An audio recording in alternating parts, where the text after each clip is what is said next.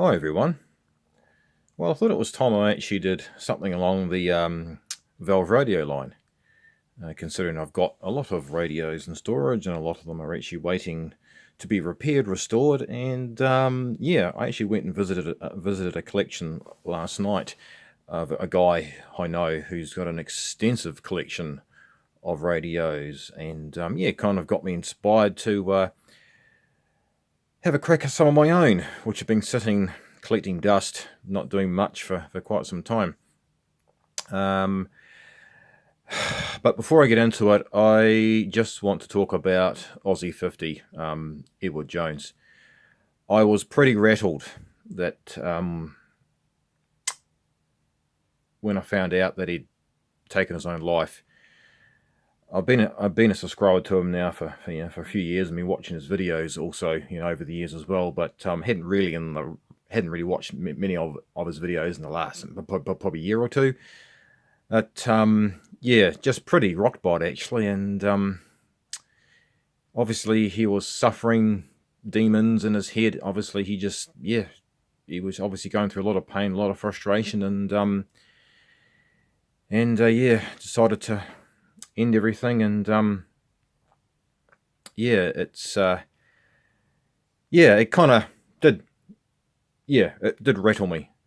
Being a sufferer of depression, and and having ups and downs in moments, not suicidal moments, but I have times when I'm feeling quite down, and have been times in the past where things have been quite difficult. But yeah, I can kind of understand, if you get to that really dark place and you feel there's no way out, or you just want to want to end it. Well, yeah, that's the option. I've been looking at quite a few comments and other videos on YouTube and bits and pieces, and yeah, he's not a coward for taking his own life. It's just the only way he felt there was an out. And I read something else on, where was it? Some of the YouTuber posted up a video about Aussie 50's passing, and someone made a comment about us technical guys and people who are into all this sort of thing. We are quite isolated in some ways. There's troubled lives. I'm not saying this is for everyone, but there are troubled lives behind the technology. But yeah, I'm not saying that is the case for every person who's into all this sort of stuff and likes old technology and old machinery and all that sort of thing. But yeah, I'm just really sad for his family, and obviously, yeah, his family and his friends, and he's left a bit of a legacy behind, and yeah.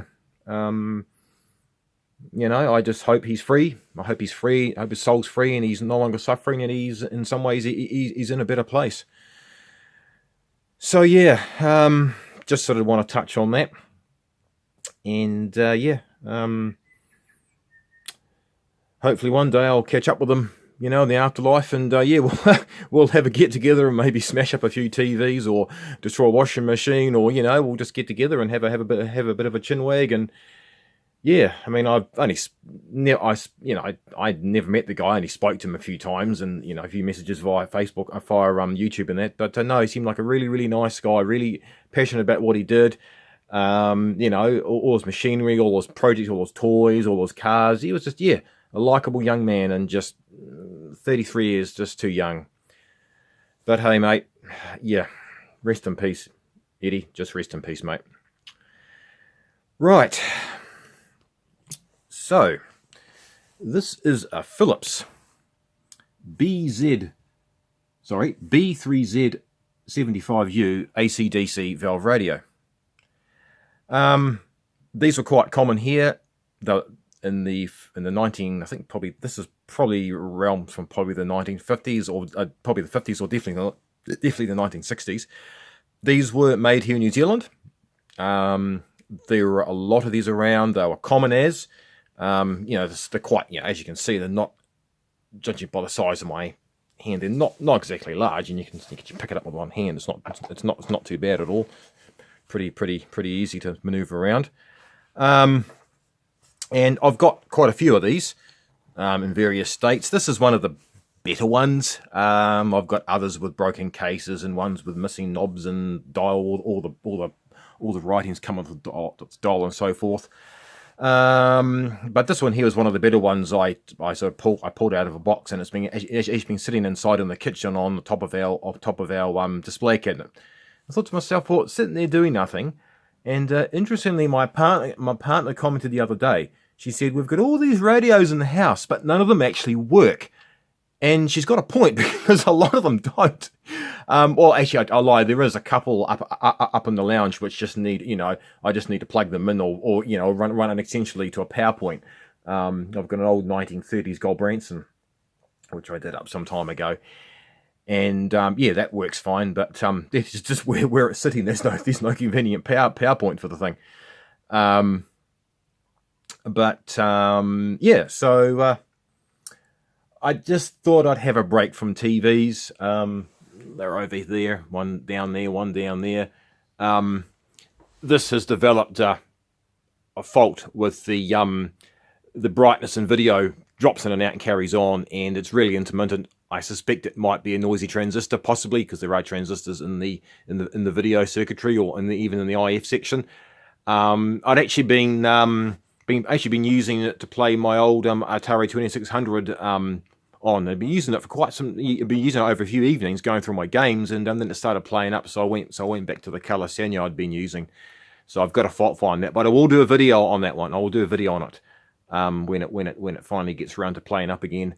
And the other T25X is on the ground there. I decided to have a bit of a change. And I'm actually going to have to speed this video up, because I've only got a few minutes left on my phone memory-wise. It says I've got 12 minutes and 55, and they're already up to 7 minutes and 13 seconds. So I'll very quickly spin this around. So we've got U-series valves, series strung filament chain, and there are some drop-in resistors down in there. It looks like one of them looks like one. These are quite renowned for going open circuit, or one portion. It looks like someone's put another one, tacked another one across the drop-up part of all the divider network that's in there. Uses these horrible black Phillips capacitors. I actually call them tar babies because they're literally, sometimes when they short out, they can actually explode. I actually had one years ago actually explode in my face. There's actually one down there that's actually looking a bit crusty. I fired it up about a month ago, and it hummed, and it kind of got really distorted audio coming out of it. I'm guessing this is a copy of a European Philips of some kind. I'm sure anyone from the UK watching this video may be able to verify that for me. And yeah, these lovely, horrible switches that they like to use. Always dirty. Contacts are always filthy in there. Yeah, so I'm going to attempt to get this working properly. I'll change all those capacitors. Check the filter capacitor. It's probably okay. Interesting. I find the filter capacitors sometimes in these sets, they actually hold up really well. And we're actually the voltage. We're not talking.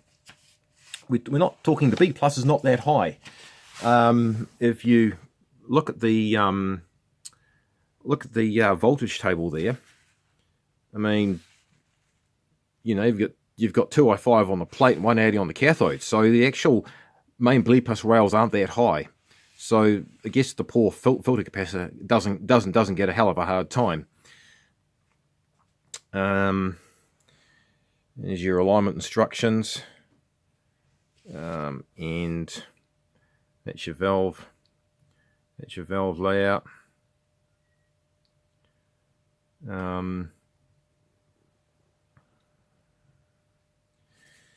So I guess I'll flip it over, and here's the circuit. It's sort of fairly conventional circuit there.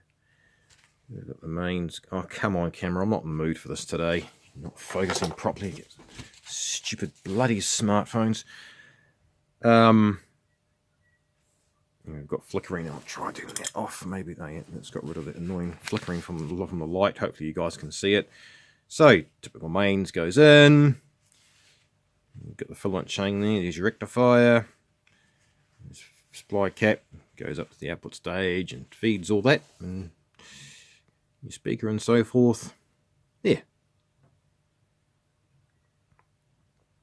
Probably a fairly generic Phillips circuit. And